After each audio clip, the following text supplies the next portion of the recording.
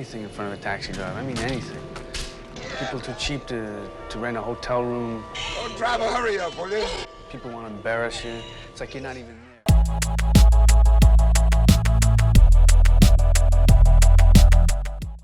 What do you get when you mix a mentally ill loner with a society that treats him like trash? Call the police! Call the police! Taxi driver! Here he comes. Here comes the taxi. He's a demon on meth. Hi, welcome to Bomb Squad Matinee. He doesn't do meth in this movie. He doesn't do any drugs, I don't think. I'm your host and master ceremony, Tanner Richard Kraft, and with me I have is... Hi, I'm Wilhelm Brun, inventor of the taxi, and Jesus fucking Christ! This is not what I intended to happen!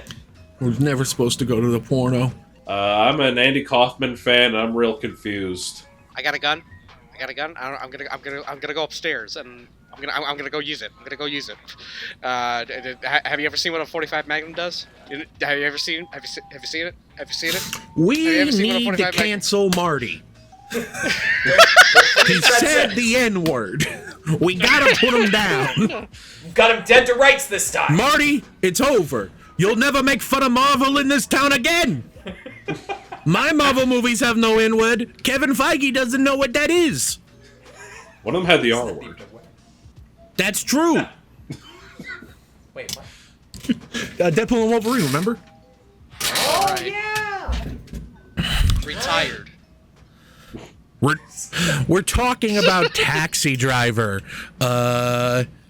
Not Martin Scorsese's breakout, because he directed, at least at the very minimum, I know he directed Alice Doesn't Live Here Anymore before this, which was nominated for an Academy Award. And obviously he directed other movies before this, besides those two. It's just Alice was definitely a big deal. Alice, by the way, just announced yesterday coming to the Criterion Collection. Quite excited about that.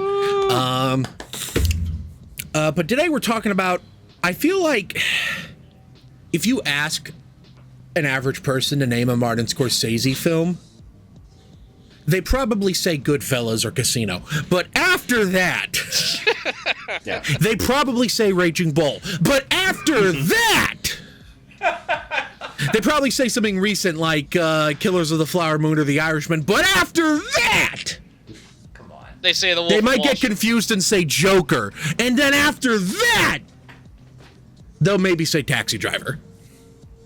I'm offended. I fully started that sentence intending to end it with just saying Taxi Driver, and then halfway through I realized, no, it's not.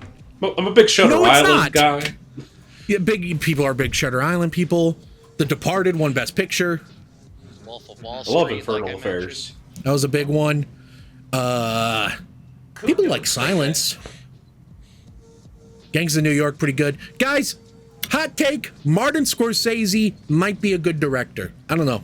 You know, What do you think? Why What do you would you think? say something so controversial yet so bright? Guys, really, the thing we got to talk about is that Martin Scorsese says the N-word in this movie. We got to put him down. We got to end him for that one. He cast a 12-year-old as a prostitute. I'm like resurrecting 70s discourse with that one. That was a controversy from day one. And I'm also pleased to introduce special guest John Hinckley Jr., if only. Oh! Okay. I don't know why I'm doing like a stand-up routine. I apologize to everyone involved, except Martin Scorsese because he said the N-word.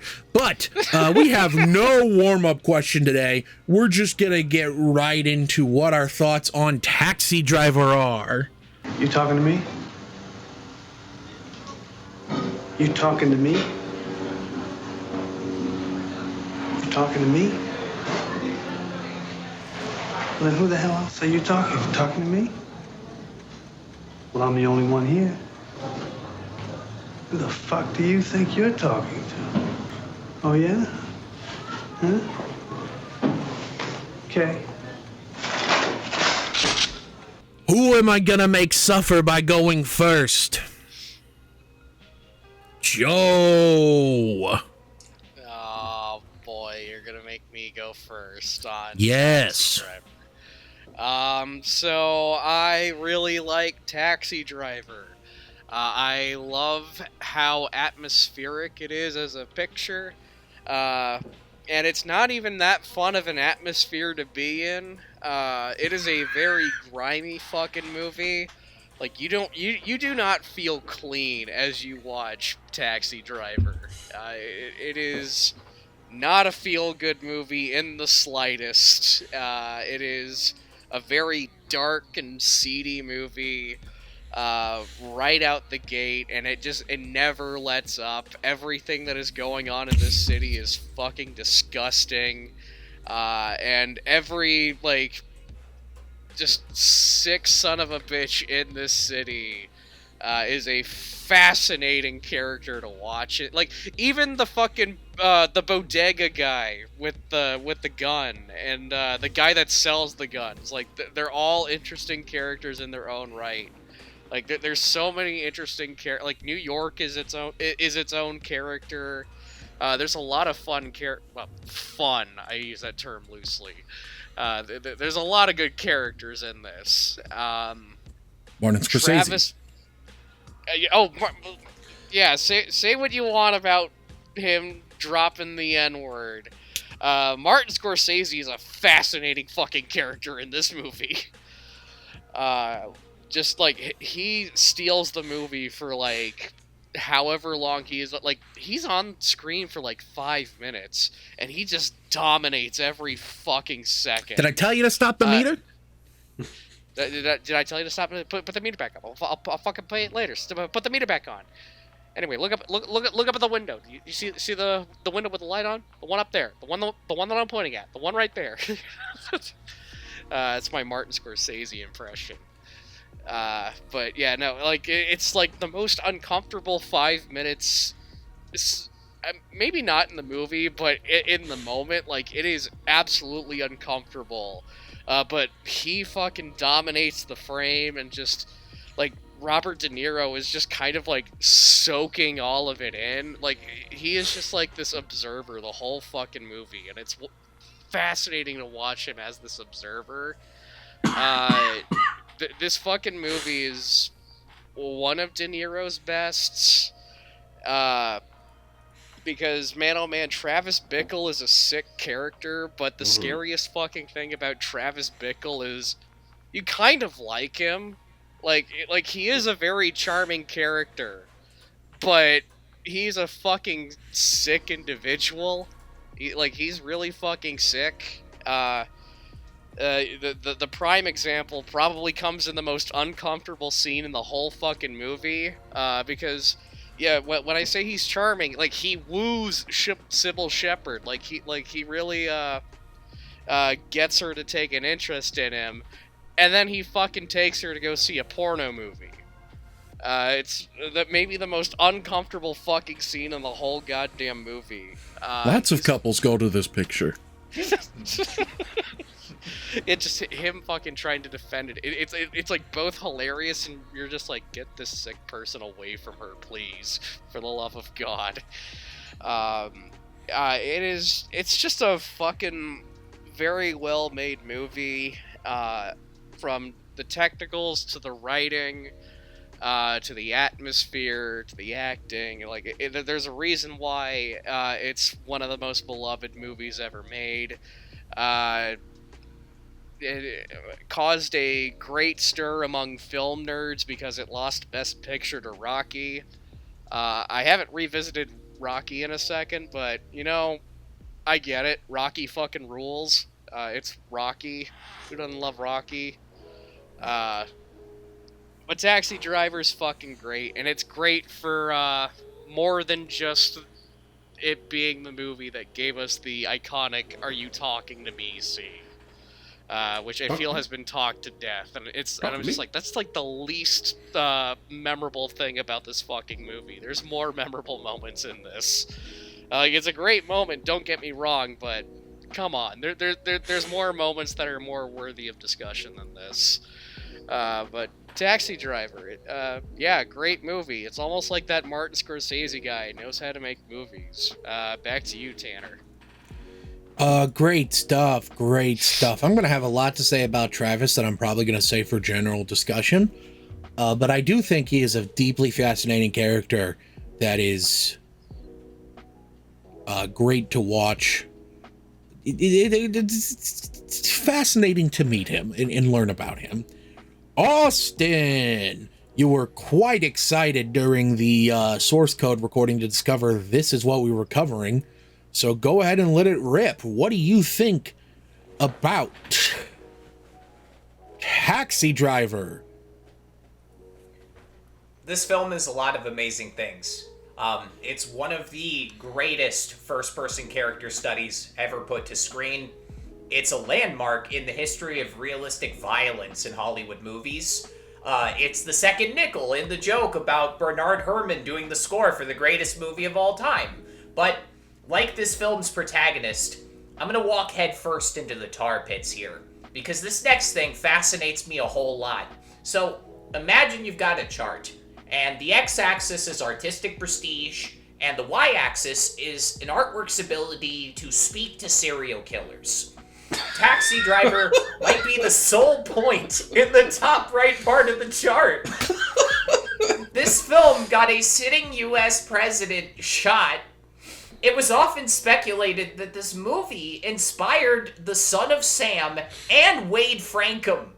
This movie came out back when the biggest thing on TV was fucking Happy Days, and somehow it still might be the most enduring portrayal of a white American domestic terrorist. As much as society has changed in 50 years, people like this are still popping up every day. And with Taxi Driver, it's not a case of somebody, like, ignoring the good people in the movie and choosing to side with the villain, like fucking Sam Ramirez did with Scream or Danny Rolling did with The Exorcist 3. Taxi Driver is a documentary about the mind of a man whose life is horrible until he shoots 4 people to death. The artistic goal of the exercise is being shown the point of view of a racist murderer who is ultimately rewarded for his inability to be a functional member of society. It's the same, like, vague garden as stuff like Pure and the Turner Diaries, and it trusts you to have the strength of character to understand Travis is wrong. But it doesn't stop you along the way and remind you not to idolize this man. And that is such a dangerous balancing act. And frankly, I think it's like so right up to the line. And if Schrader and Scorsese had stuck with the original script, where the pimp character was played by a black guy, I don't know if they'd screen this movie except before, like, Aryan Brotherhood meetings. It might be, you know, in the lower right corner of the graph with all the other hateful shit people haven't heard of, like Sus the Jew and the innocence of Muslims, etc. But the reason we're all here today is because Taxi Driver, it did thread the needle, right? While that whole thing with the Son of Sam was really tragic, the fact this movie got Reagan shot almost cancels it out. I'm glad Reagan dead. Hell yeah. Well, this movie predicted 4chan pull board incels 27 years before that website even launched, and it makes Travis's psychotic bullshit easy to say, like, literally me about, you know, thanks to some gorgeous cinematography, Robert De Niro's tour de force acting, and some really, really fucking incredible saxophone playing by the one and only Ronnie Lang. I think it's crafted in a way where the only people who are gonna get pushed over the edge after seeing Taxi Driver, they were already too far gone to start. For all the inspirational, like, tough guy lead-up with the comically large handguns and the self-made quick-draw sleeve holster, there's nothing glamorous about that shootout at the end.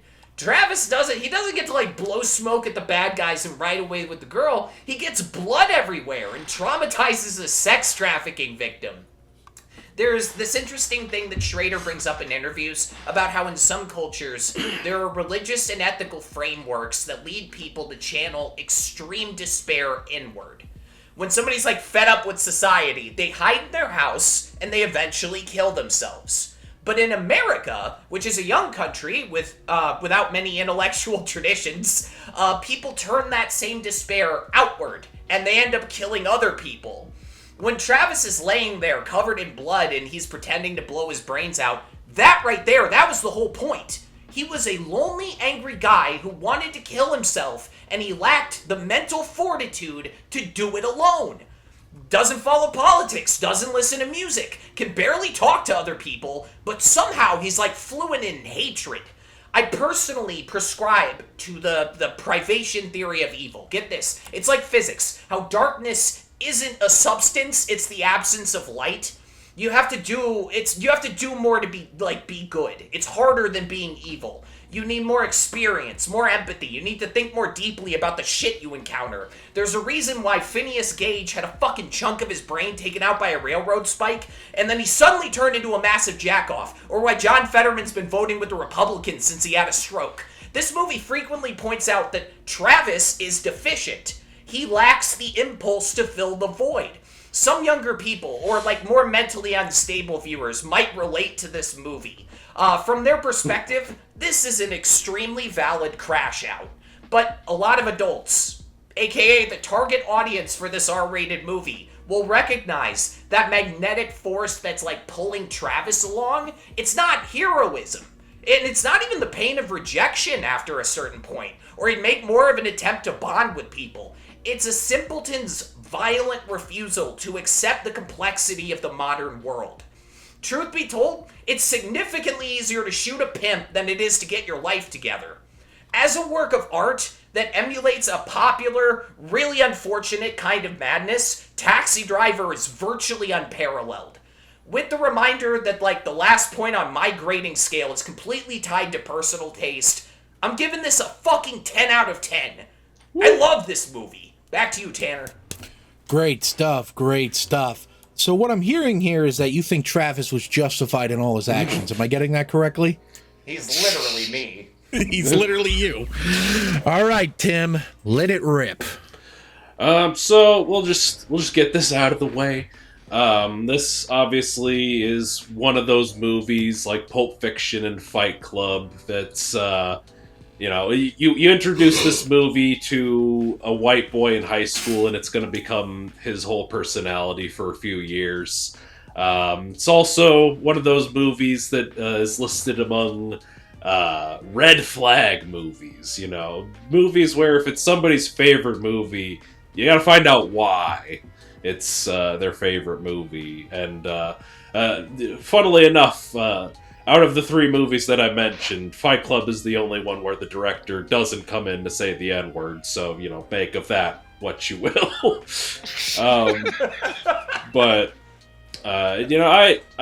Pulp Fiction was the movie for me to, introduce me to, auteur cinema and took me down that rabbit hole that I over-idealized it when I was young, and still think it's a great work of art now, but look at it in a different light as an adult. This movie I discovered, I want to say in my early 20s. I finally watched this one, and I recall thinking it was pretty cool, pretty good when I watched it as a young man, but now I am a 33-year-old married man who recently said to his wife, "Girls Gone Wild is cinema verite." So, my opinion on this matter. Let's see what I have to say about this now. So, I'll just start with my Letterboxd review, which is simply rancid movie, complimentary. What Joe said about the vibes, I completely agree. It's a very dirty movie. It's a movie that looks like it smells bad. New York in the 70s did smell bad. It's just clouds. It's just clouds of cigarette smoke with sweaty incel and cum sprinkled in. There was a that's literal the vibe. garbage strike in New York when they were making this. That's true. And Grizzly Adams did have a beard. Correct. But yeah, no, this is just a movie that is so heavily reeking with bad vibes that you can see it on the screen. And I think that is to the film's benefit. It definitely gets you in that world. And it kind of just thrusts you into it. We've all been talking about Travis Bickle. He's a really fascinating character, and it is just really interesting to see how he, like Austin was talking about, like he can't really talk much to people. Like he's talking to that senator in the taxi, and he's just like, I tell everybody to vote for you. Oh yeah, what are your opinions? Well, I don't really follow politics, but it's all bad. And you just kind of see that a lot, and you know, he gets to that point about midway where he starts getting the guns and starts getting ready to go on his rampage. Yeah, it's definitely an interesting movie that I think you do look at it differently as you get older, because, you know, like Austin was saying, what if you watch it as a younger person, you might see yourself in his shoes more, but as an older person, you kind of like look at him and see what's going wrong in his life that's bringing him to this point.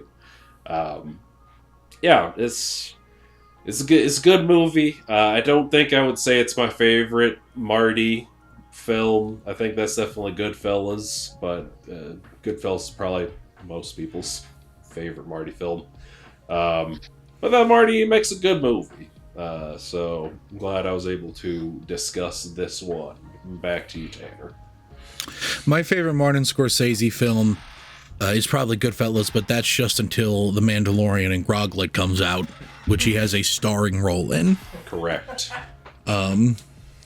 Very funny. Tanner, Okay, yes. Tanner, I'm not gonna lie. When you started off with my favorite Martin Scorsese movie, I thought you were gonna throw a curveball and say my favorite is Kundun. My favorite Martin Scorsese movie.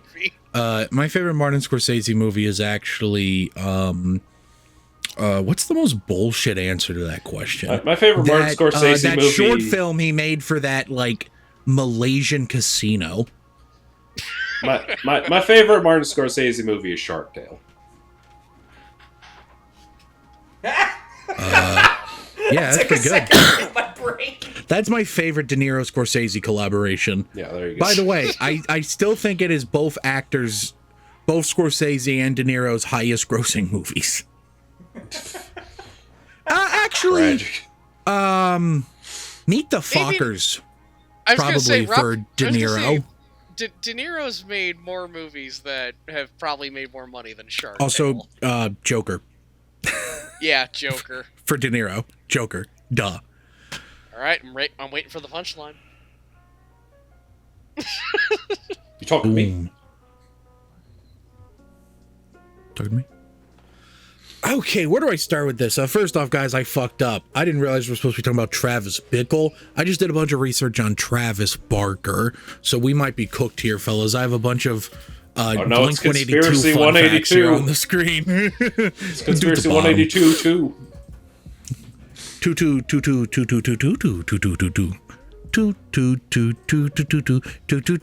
we're doing Mario That's next not till week. next time. That's next week. This is a fucking great movie. It is so great that literally everything I could say about it, these guys said. Did you just do the fucking Marty Absolute Cinema? Not intentionally, but you know what? We'll go with it. You totally. That was like the same motion. Abysmal dog shit. Absolute Groglet. What's that fucker's real name again? I know it's not Grogu. Groglet. Thank you. You did this bit so much that you actually forgot the name. I'm like, I know his name's not Groglet, but what is it? Fuck. Tanner, you literally typed it out like not only like a couple of days ago, but you typed it out correctly.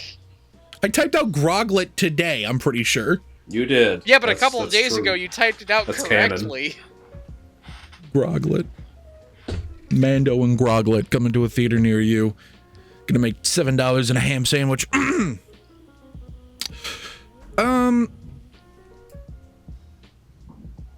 Fuck, I'm honestly at a loss, guys. You guys fucking said everything. I don't know what's left to say. Good picture. A lot of killing. Quite a bit of killing. I think it is so fascinating. Yes. I have a lot to say, but everything I want to say feels like it'll inspire conversation amongst ourselves. So I'm going to forego actually going with my thoughts, and we're going to take a brief commercial break. Okay. This is a movie that a lot of couples come to. All kinds of couples go here. Buttercup was raised on a small farm in the country of Florin. Our favorite pastimes were riding our horse and tormenting the farm boy that worked there. His name was Wesley, but she never called him that.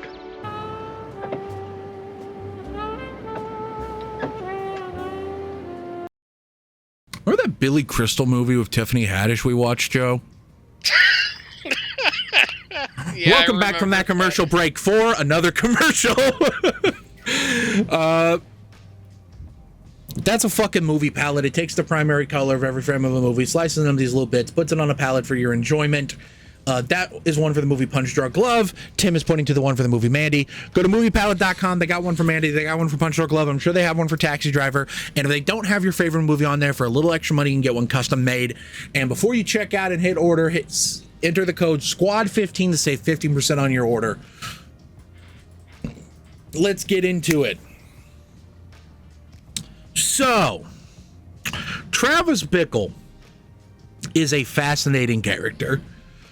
Austin largely tapped into this, but I think the big thing that Austin didn't really touch on that I think is more important, and maybe would have been more obvious had we watched it in 1976 when it came out, because it's only really mentioned in the first scene, and I don't think it comes up again really, which is the fact that Travis Bickle is a Vietnam War veteran, and more specifically, he was a Marine. I'm willing to bet, based off of his age, that there's a very good chance he did not enlist, that he was drafted. Despite the fact that I am maybe about to kind of defend Travis Bickle here a little bit, I largely do not see him as the type of person that has the initiative to actively enlist in the military. And I imagine the things he saw in the military, especially as a Marine, who typically Marines are sent on more insane, crazy types of missions. Yeah. Than your general soldier is. The type of shit he saw was probably insane. Vietnam was an especially violent war. I mean, all war is violent, but there was like warfare was evolving in ways that it had not evolved since World War II. Arguably, chemical warfare was in vogue. I can only imagine the types of things that Travis saw that probably completely fractured his psyche. I was actually reading about Taxi Driver today, and there were some critiques at the time that it was vetsploitation, which is sort of like blaxploitation. It was a very popular thing that kind of came about after the Vietnam War ended, of movies about these Vietnam vets, and just sort of like the same way blaxploitation is like vet things. I think probably the most famous example is First Blood. AKA Rambo, for the maybe more ignorant. But there are plenty of examples here. I don't know, guys. I think I feel like you don't read a lot about the Vietnam War angle, and I know that's probably because the movie doesn't really explore it. But I think, but it's there. Obviously important because it's mentioned. What do you guys think of that? I want to hear you guys talk about this. Well, I think, like, that was something that I was kind of thinking about, because, I mean, like, basically he signs up to be a cabbie because he can't sleep, and he's, bringing up that he's a vet who's honorably discharged. And then, like, basically, first night, he's just like, every night I have to wash out the cum stain, sometimes the blood, and, part of me is just like, that's... He's brushing that off pretty easily, and just like, no, he's a vet. He's desensitized at this point. He's seen some shit. But yeah, I think that is important to consider in just his sort of character arc.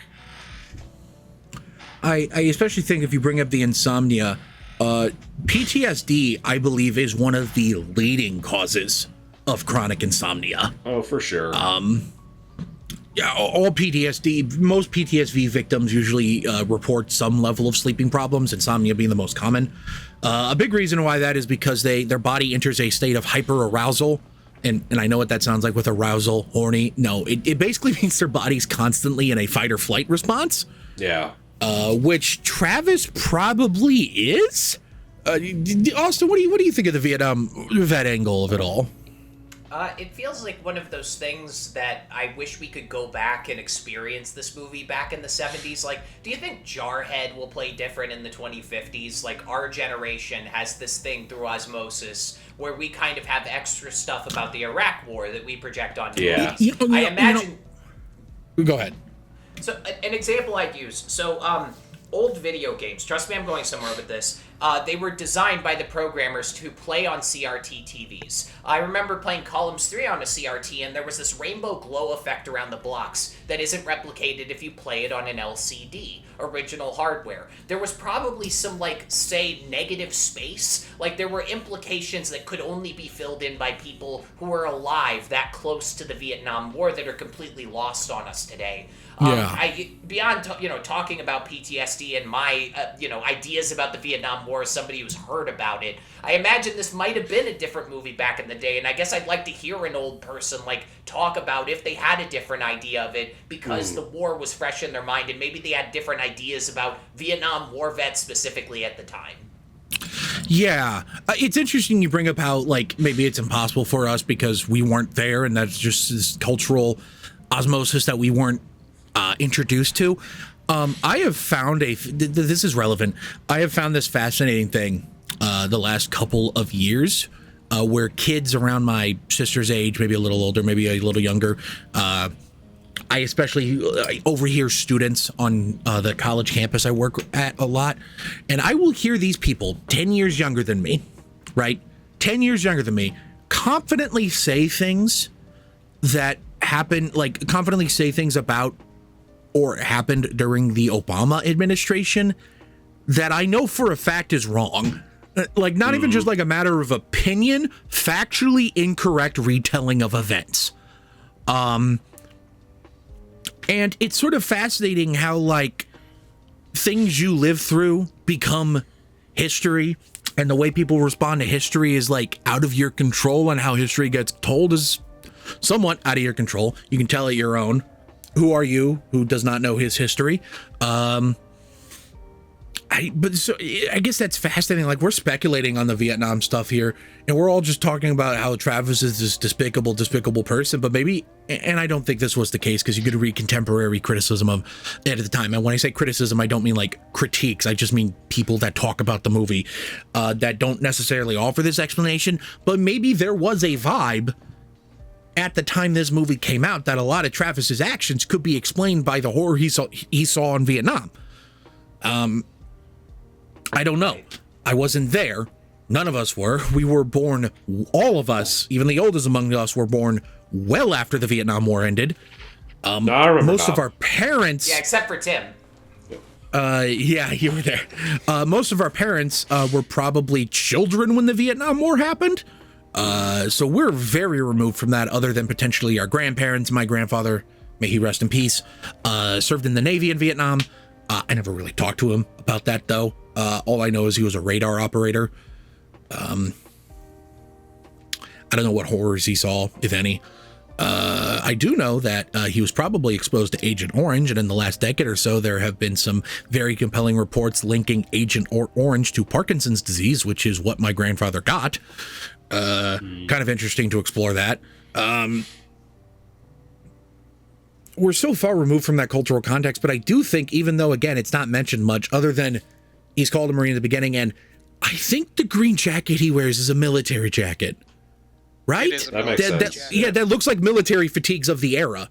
That looks like what Vietnam soldiers wore. You said it is, Joe, that's like a definitive thing? Yeah, it is. Okay, so he's literally wearing his soldier's clothes then when he does these great acts of violence. He cuts his hair like a new recruit in the military would. Now they wouldn't let him get a mohawk, but it's still, he cuts his hair. He shaves a lot of his hair off.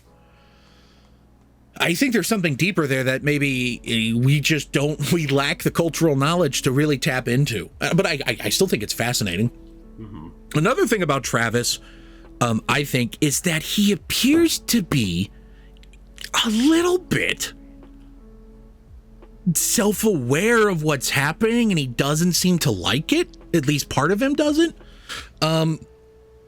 There's the scene maybe halfway through the movie, maybe a little earlier, where he's talking to that cabbie Wizard. Where basically he goes to Wizard and he's like, yeah, man, I'm thinking like violent thoughts, and I don't know if that's a good thing. And Wizard's just like, don't fucking worry about it. Fucking get a hobby. And I don't know. 70s New York was like a fucking bombed out war zone in of itself. Oh my god. What's up? Yeah. Joe, you having issues? Yeah, my headphones. Okay, I've still got audio going. Cool. My headphones. Okay. My headphones good. unplugged as Tanner was talking. Yeah, I heard a little bit of echo. That's why I stopped. I don't know. Maybe if like Travis had like, if Wizard was more like, yeah, man, maybe you should like do this, do something productive, or if maybe Travis didn't live in New York in the 70s, which was, listen, New York, great city, everyone loves visiting New York. Zoran Mamdani's the mayor. Zoran's my guy. New York in the mid to late 70s was, this is without exaggeration, the biggest shithole in America.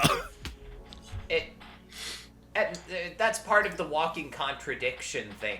Travis hates where he is. Travis, is constantly complaining about crime, and yet he drives taxis in any neighborhood at all hours. Like, he goes out of his way to not get where he's going, is one phrase I heard some of the filmmaker people use.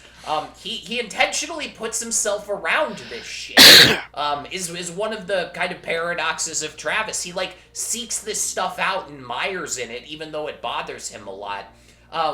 One small detail I wanted to bring up that was like I found on this most recent rewatch, the scene where he's like carving the little thing in the bullet, and he's like making the quick draw holster. In the sound design, you can hear children playing around in the other apartment, and it was so perfect. It goes for like the whole scene. It's like really emphasizing like normal life is happening everywhere around this guy, and he's holed up in a room basically preparing for war. I had never noticed that in another Taxi Driver rewatch. I loved hearing the little kids through the walls as he's getting ready to fucking murder people. It was great.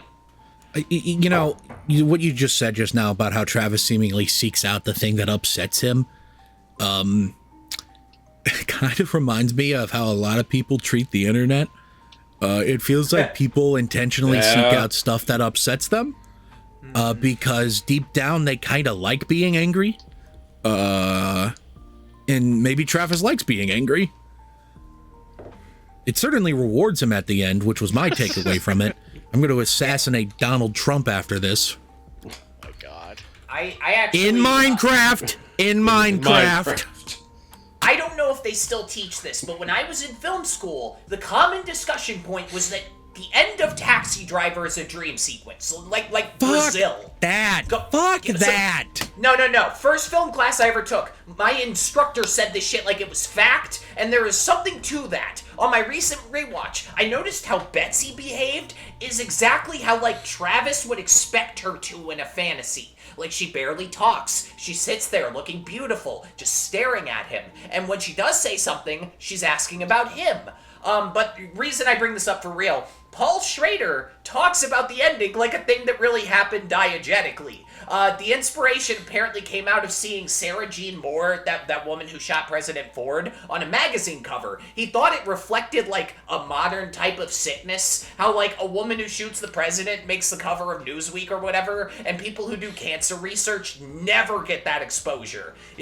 So I think to him, Paul Schrader, the writer, this might have been more impactful when the ending is not a dream. And I wish I'd had that in 2012 to, like, throw at my film teacher. You guys don't think the ending's a dream, right? No, fuck that. I think that's boring. Like, we already know that this would be Travis's ideal outcome to what he did, other than dying. The fascinating part is that he gets it. If it's just a dying dream, what's interesting about that? It doesn't reveal anything new about Travis. We already know that. The interesting thing about the ending is that it reveals that in some sick way, Travis's internal compass pointed him towards something true. He was tapping into something that it seems like a lot of people in the 70s were feeling, which is all the more fascinating considering that he could have just as easily been condemned as the guy that assassinated, I think he's supposed to kind of be a one-to-one to John Lindsay, maybe? Kind of hard to tell, but John Lindsay, who was the mayor of New York at the time, former Republican, became a Democrat, ran for president as a Democrat, liked to talk a big game, but didn't have anything substantive to what he was saying, which politicians all do that to an extent, but Lindsay was especially good at just not saying anything. There was a lot of you have to do the thing to get the thing, we the people, blah, blah, blah. I'm John Lindsay. Look at how handsome I am. And that worked for him for a while. He didn't become president, but hey, he could have just as easily been famous for assassinating a political figure. And I don't know. You could have Charlie Kirk that motherfucker. I'm just saying. So, while we're on, I want to divert a little bit, and I want to talk about a fun little bit of trivia with this movie. I want to talk about specifically the film's initial first director before Marty got it. How different of a movie would this have been if Brian De Palma ended up making it? I feel like De Palma's weird. It would have been more romantic somehow. I don't know how, but I think it would have been more romantic in a weird way. It definitely would have been more split diopters. More split diopters. Absolutely. More probably a little bit more pervy than this movie is, which is saying something. They show the porn. They show the porn in Brian De Palma's Taxi Driver. Brian De Palma, the modern day Alfred Hitchcock, but if Hitchcock was more of a perv. That's the best description of Brian De Palma. But yeah, he was. Hitchcock's pervology was limited by the factors of his time. I'll say this: I wish I had more trivia from this book to pull from. Because it does play a part in this book that I listened to the audiobook of recently. It's called The Last Kings of Hollywood, which is a fascinating book in its own right. It mostly, primarily focuses on three big figures, specifically George Lucas, Francis Ford Coppola, and Steven Spielberg. But it does mention the other two big directors that were important in this era, which were Martin Scorsese and Brian De Palma. And Taxi Driver does play a specific part in a chapter of the book. But I wish I had remembered more than just Brian De Palma almost directed it. Brian De Palma's presence in the book.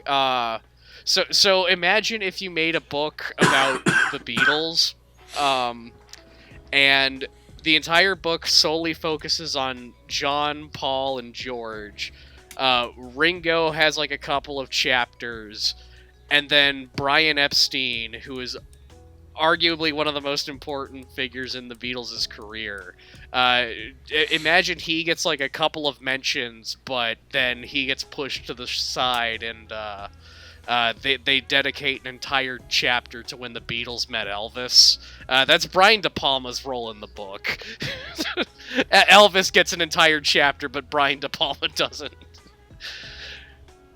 Or not Brian De Palma, Brian Epstein. That's Brian De Palma's role in that book. And yeah, Scorsese, he does play a factor in the book, and man, oh man, a lot of the drugs that man was on around the time he made Taxi Driver. coked out of his mind. The one fact. You mentioned Spielberg. That was actually the other thing I was going to bring up, specifically Steven Spielberg visiting the set of Taxi Driver to meet Bernard Herrmann. So he visit. Why do you always use John Williams? He was singing the praises of Bernard Herrmann, and then he was like, "Yeah, then why do you always use John Williams, huh?" Because he rocks. He also came in at the 11th hour and kind of helped. Everybody knows, so they had to desaturate the shootout at the end to get, the R rating. They were initially given an X certificate.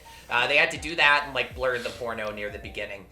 So Scorsese gets the X certificate from the MPAA, and he's fucking furious. They were on a really short timeline to edit this. So short, they called in 3 editors. I think it was initially just Marcia Lucas, and they had to call in 2 more, because they found out at the last minute, on January 1st, that Columbia had the movie due on February 28th, and they had just gotten the shit sorted into bins. So they're freaking the fuck out. And then, in the 11th hour, Scorsese's hit with the fucking X rating. So apparently, he's staying up all night with a fucking gun, freaking out, talking about how he's gonna go to the studio and fucking shoot somebody. He's talking about how he's gonna destroy the rough cut of the film. And then, he calls Spielberg over to, go to wherever the fuck they were editing it, and he pulls up just the shooting scene on the moviola without showing him any of the rest of the movie, and is like, hey, what do you think of this? And, Spielberg helped him come up with the idea to desaturate the film, help talk Marty down out of the murderous rage. They sent it to the final reel. They sent it over to TVC Film Lab in New York. They ran it through this proprietary process called Chemtone. It was also used on Superman the movie. But yeah, Spielberg might have stopped Marty from killing a man. I heard there were a lot of other people who came and visited him that night. But he helped come up with the thing that helped this movie secure an R rating. And it makes complete sense. Have you seen how fucking gray Saving Private Ryan is? Have you seen how bleach bypass Spielberg's films are? Of course that fucking guy loves chemically making film more desaturated. It's pitch perfect character-wise. Yeah, that track. Yeah. Speaking of Bernard Herrmann, I think the craziest thing about this is that, that he first off, this was this is Bernard Herrmann. I think it's worth mentioning. This is the guy that did the music for Citizen Kane. Yep. This guy was a long-time legend, and some of the finest work on display here. It's a very jazzy score. It's really interesting. Some of the finest work of his career in literal hours. I'm not talking days. I'm talking hours after he finished working on this movie, he fucking died. Yep. Damn. That's an amazing way to go out. Just finishing the fucking day 2 Taxi Driver score done in 2 days, fucking dead. That is an epic way to go out. And then get nominated posthumously for your efforts, and it's your first Oscar nomination in 30 years. 30 years. He was last nominated in 1947. What was it? I thought he didn't get nominated for North by Northwest? God No, damn. he didn't. You want to hear a crazy thing, though? Citizen Kane, he was nominated for the music for Citizen Kane. But he lost to the Devil and Daniel Webster. That was the movie that won Best Music. Let me see who did the score for that. Oh, yes. There we Bernard go. Herrmann. He lost to himself. It's a real Soderbergh in 2001 type situation. Fucking William Randolph Hearst was just like, I'm gonna get that Citizen Kane bastard, and then Bernard Herrmann just kind of swooshed through there like a ghost. He played both sides like a G. Good work, Bernard Herrmann. Said he wasn't gonna do a movie about taxi drivers, and Marty talked him into it with the help of 2 Swedish filmmakers. This is such a good fucking score. Really contributes to the whole, Travis Bickle might be a cool guy thing. It's just that saxophone going over the whole fucking movie. It's a 6 sax, man. It's a 6 sax. That theme song has been playing in my head all day, because I watched it this morning. Joe, were you working at the Alamo when they played this in 35 millimeter? I was. So I forgot was they did working. that. I don't think I was projectionist quite yet. And I'll tell this story. I was talking to Austin about it. So we play 35 millimeter movies at the Alamo Draft House. We don't do it as often as we did in our first year, but it used to be a thing that we did at least on like a monthly basis, and then it became like we're lucky if we do it twice a year now at this point. But one of the movies that we showed was Taxi Driver, and I think to this day, Mark has always told me this. Not only was Taxi Driver one of the worst 35 millimeters we did, it's maybe the worst print he has ever seen in his life. That the print that we got for Taxi Driver, like, it was not very well taken care of. There were scratches all over it. It looked beat to shit. Like, apparently it was a really bad print of Taxi Driver. Yeah, it was awesome. I loved, because I did get to see it. I loved just seeing how, like, you know, old it was and how beat up it was. And, like, I think it was Fargo was one of the ones they played at Webster that was, like, I guess the one existing print of Fargo that's circulating these days. And that was, like, a super beat up print. The most worn out print I've ever seen was there's a print of the 36th Chamber of Shaolin that played at the Music Box Theater, and that shit was purple, my guys. It was one. It was a purple ass movie. Just imagine you take the 36th Chamber of Shaolin, put it into Premiere Pro, and then you cut off the Shaw Brothers logo, and then the whole rest of it, you just take the tint slider all the way to purple. That's what that movie looked like. I thought you were going to bring up the print of The Straight Story we saw, which had, like, just a weird random yellow line through the entirety of a crucial scene. So, like, that one, like, there were some, like, weird moments, but that was a mostly good print. There were some parts of the Straight Story print that were, like, so pristine I thought they switched to digital. And then there were other parts where it was, like, weirdly beat. Yeah, I think it's because it's literally the only print Disney had. Yeah. I don't think they had, like, an extra one to give, and they clearly only give it to, like, nonprofit theaters. Yeah. But yeah, no, the print of it was cool getting to see the print of Taxi Driver when they played it, just because, like, I think now seeing a beat up film print kind of adds. It's got a bit of a charm, yeah. Yeah, it makes you very aware that you're watching something real, which I think is cool. Also, another thing that I wanted to say for general discussion is this particular viewing was funny to me because I watched it, you know, just a couple weeks after the movie The Drama came out, and spoilers for the movie The Drama, but basically Zendaya reveals that she planned a school shooting, and there is a flashback to her as a kid, like, trying to make a video of herself, like, her, like, last message. Yeah, the webcam thing. I was thinking of that whenever he was, like, talking in the mirror, just like, hey, you motherfucker, hey! Like, he kept like trying to figure out what his message was gonna be when he, like, went to shoot the guy, and I just kept thinking of, like, baby Zendaya doing her little webcam video. Right, but before we continue, is there gonna be any more general discussion? I bring this up because I gotta pee. Okay, go pee, girl. Keep discussing. I'll be back.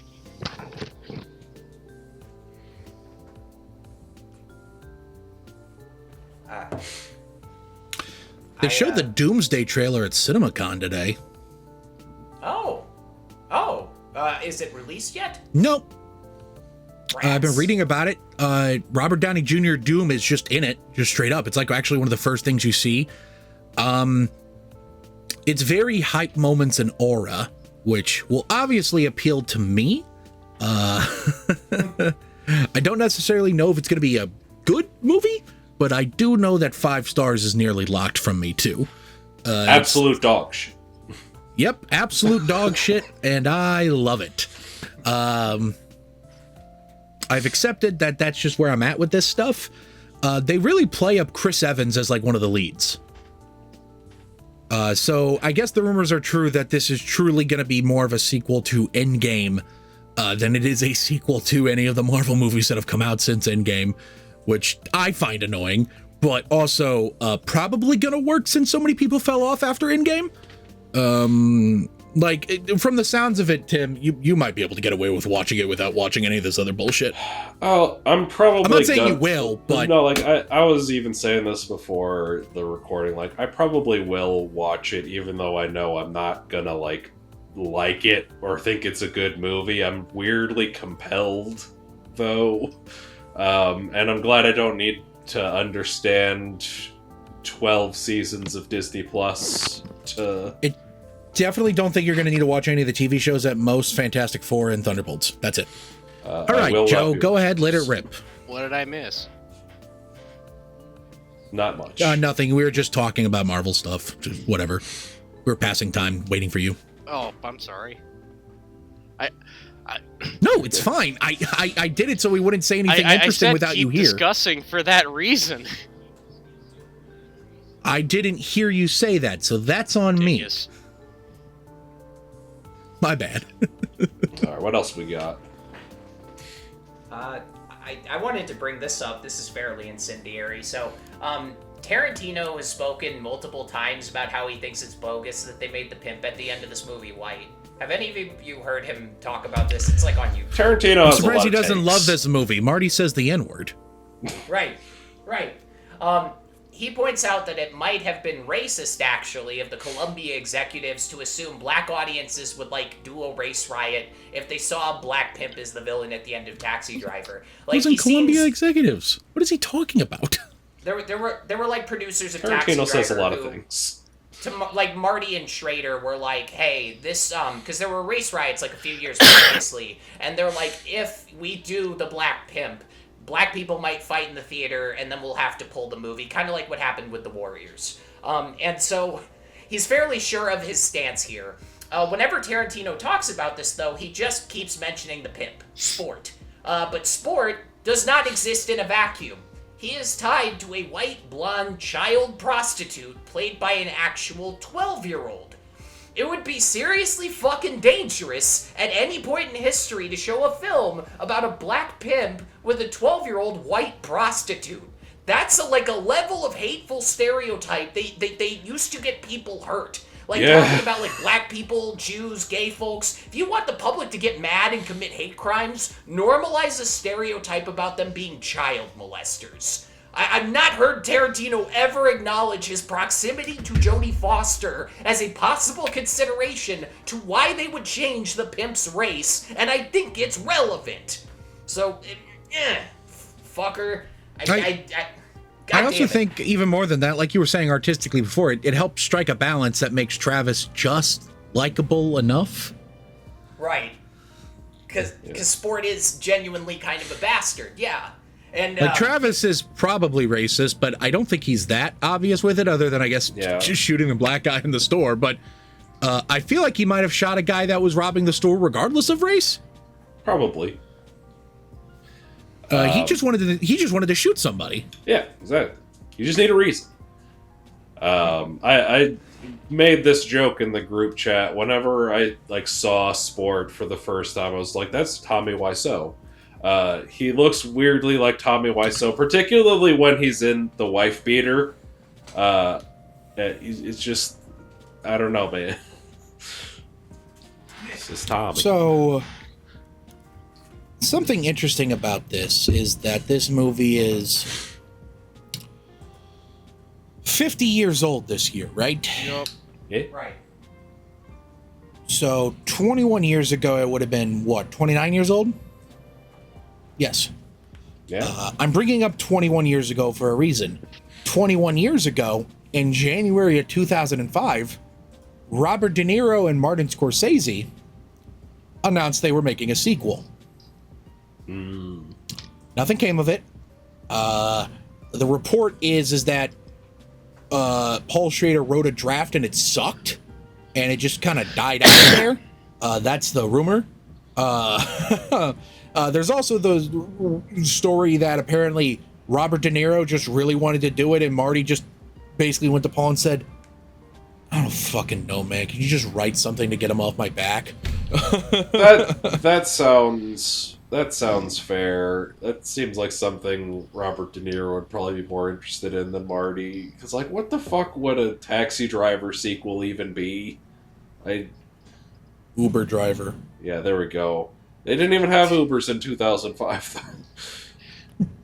Yeah, they had to wait another 10 years for the technology to catch up. It's kind of like an Avatar 2 Way of the Water situation. Yeah, there we go. Now, we're about to get Taxi Driver 2 with Old Man Marty. What if old man Robert. What if Paul Schrader was just like drunk and like Clint Eastwood walked into his apartment and he sees the Taxi Driver 2 script and just kind of like swaps it with some random nonsense, just crosses out Taxi Driver 2 and just writes Gran Torino, walks out of there, wins an Oscar the whole time. Paul Schrader is like, wait a second. That was supposed to be some bullshit. I fucking love the idea. Taxi Driver 2 is Travis Bickle learning Koreans are people. I just love Gran Torino. It's one of the highest rated movies on IMDb. It's literally just a movie of Clint Eastwood going, racism, not good. Well, Korean people, but also the Koreans need to stop acting so damn ethnic all the time. You seen Gran Torino? It's fucking crazy. It's carried purely by Clint Eastwood being such a magnetic performer. That is the only thing that makes that movie watchable. I have not seen that movie probably since like it came out, and I remembered it being like a huge fucking deal at the time. It was. People acted like this is a real movie. No, it's just a movie of Clint Eastwood going. Listen, anytime a white guy says, you know what, I'm gonna say it, racism, bad. Gonna say it, folks. That's when the Academy sweeps. That's when the Academy gives them all the awards. Folks, I had a tremendous vision last night, and I've come to a conclusion, my fellow Americans. Koreans are people too. What are we talking about? Taxi Driver. One piece. Donald Trump exists in the Taxi Driver universe, if you ask me. Yeah. What's he up to, man? What? Travis Bickle v. Trump. That's the sequel. Yeah, there we go. Travis runs for office. That's the angle. He's off somewhere getting sued for his predatory lending, and then he's about to lose the case, and then he calls in Travis Bickle as his character witness, and everyone's so swept by recent local hero Travis Bickle that they allow Donald Trump off, to get off of the charges. Oh, he got off all right. Roy Cohn was there. He got off. Do you think in 2026 Travis Bickle comes on the podcasts? Yes, and every time the guests are like scared of him, he talks for 5 minutes and the guests are scared. Austin had that whole Taxi Driver 2 pitch with Donald Trump and Travis Bickle, and I kept imagining it as like a sequel that would be made today. And so I'm chuckling at recent local hero Travis Bickle, and I'm like, wait, what? That happened 50 years ago. No, this would have been in the 70s.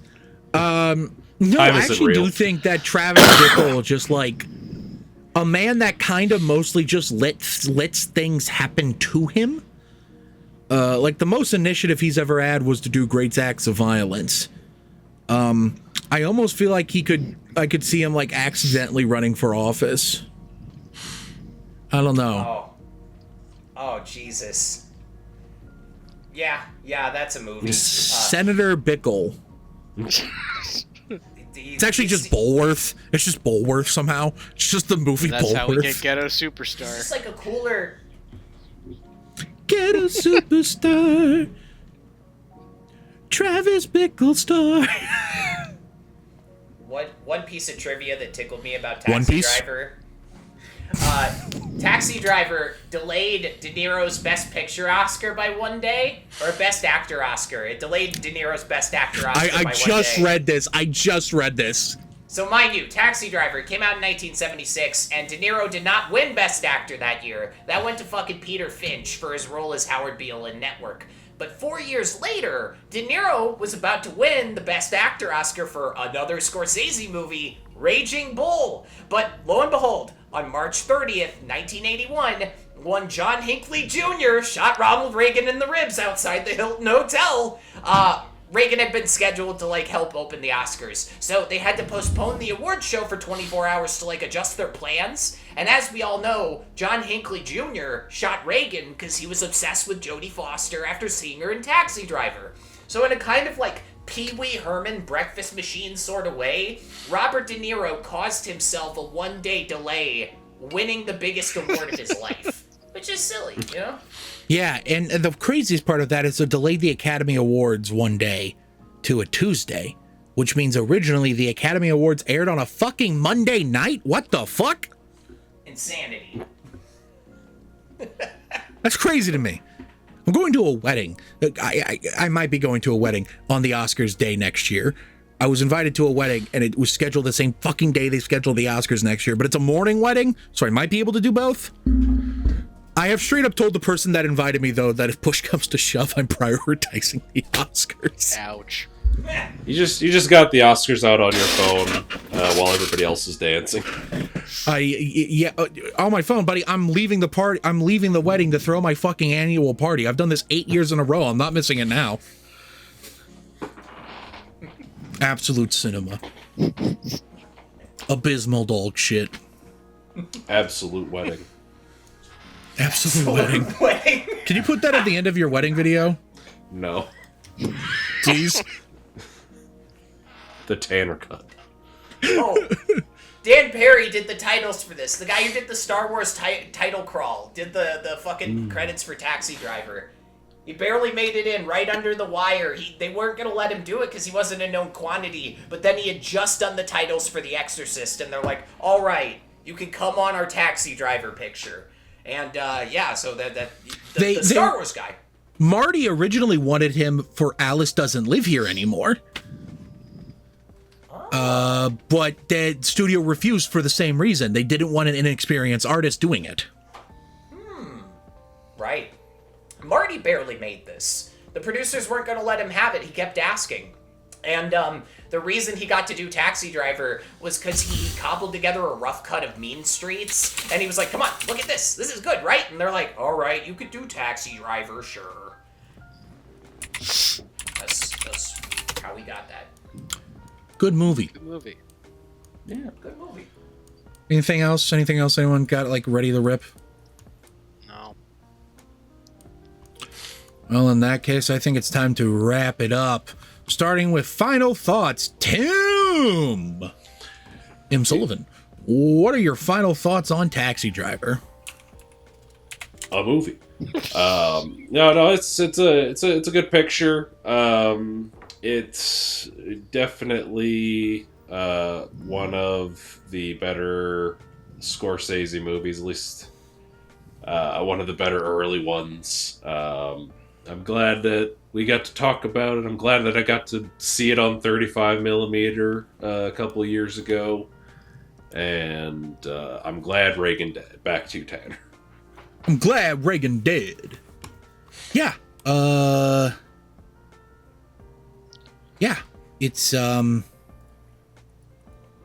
Austin, final thoughts. To sort of round off something from my thoughts on the movies, everybody brings up Hinckley and the Son of Sam guy, but this story almost struck me more. After this movie came out, Paul Schrader went to his office, and there was a strange man who'd broken in. Paul asked him, what he wanted, and the man responded, "Who told you about me?" Schaefer asked, if he was a taxi driver, and the man said, no, I've never driven a taxi, and he was from Seattle, not New York. But he saw a taxi driver in theaters, hitchhiked all the way down from Seattle to break into Schrader's office and ask, "Who told you about me?" This movie is like catnip for sickos. but it's also not pornographic. It's like a masterful study of an illness that's too complicated to describe with just words. You need to do it with a movie. If you judge art not by how many people it brings joy, but how deeply it affects people, Taxi Driver is one of the greatest motion pictures in the history of the whole fucking medium. Yeah, I couldn't agree more. Great stuff. Joe, final thoughts. Let her rip. So this is just a note to any young folk who try to watch this movie nowadays. If you start the movie up and in the first 5 minutes you see either a Jimmy Fallon or a Queen Latifah, you are watching the wrong movie. That is just Taxi. You forgot to add the driver to it. When you add the driver to it, then you're actually watching a good movie, and not Taxi, starring Jimmy Fallon and Queen Latifah. Taxi Driver, movie good. It's a classic for a reason.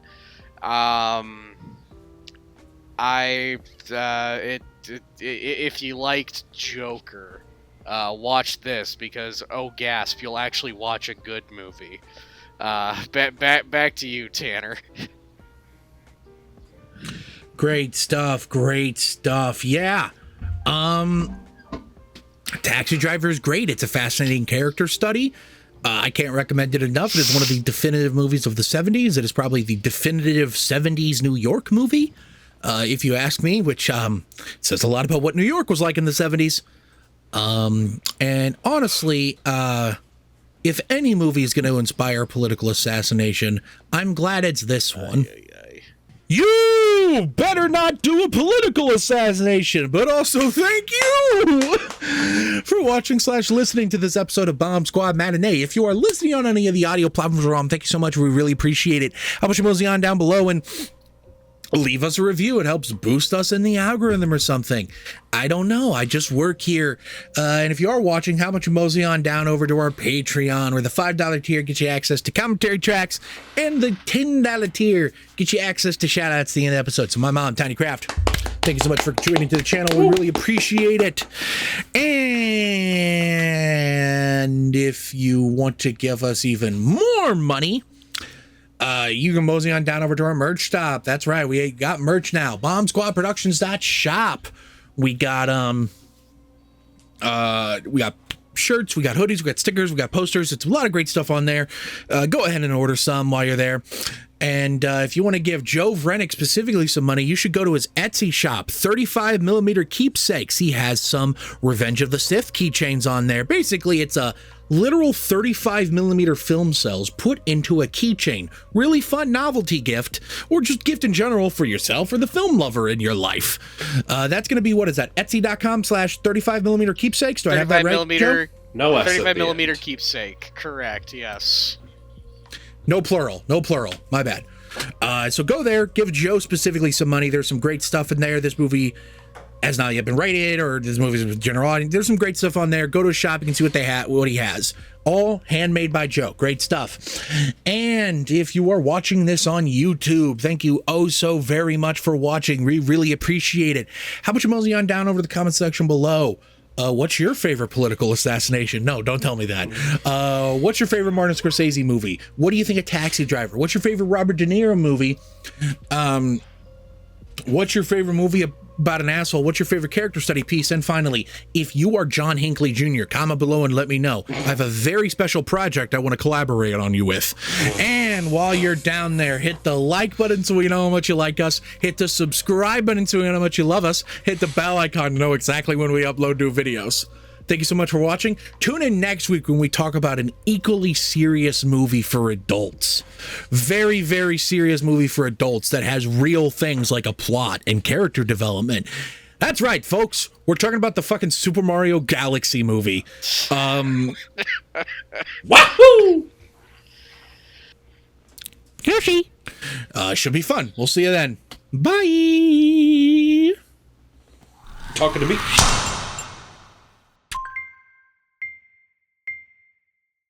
Slid my ticket across the table and I said, "Sorry guys, I gotta see about a girl."